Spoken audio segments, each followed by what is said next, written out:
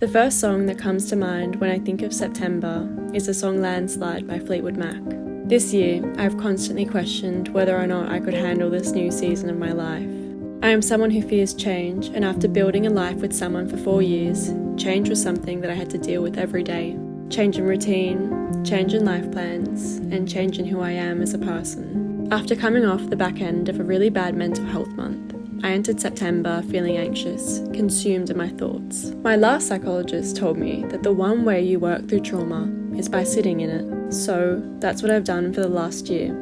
I've sat in every moment of sadness offered to me, hoping to feel some kind of relief eventually.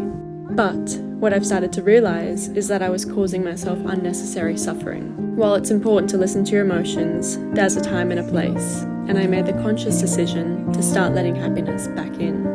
I need to add a special mention to my friends who really supported me during this month, and in all honesty, this entire year. There were many days in the first week of September that I spent on the couch, and whether I needed to go over the same thing for the 100th time, or if I just needed silent company, they were always there.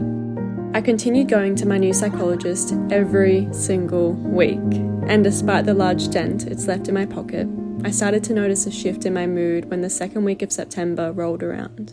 I had started disconnecting myself from relationships and things that didn't align with me, and it felt freeing. I still felt anxious at times, but I was finally feeling lighter. I made the conscious effort to take my focus away from romantic love being the centre of every universe. While I believe in love wholeheartedly, the books and the media I was consuming kept me in a constant loop, wondering where my soulmate was and why he was taking his sweet time.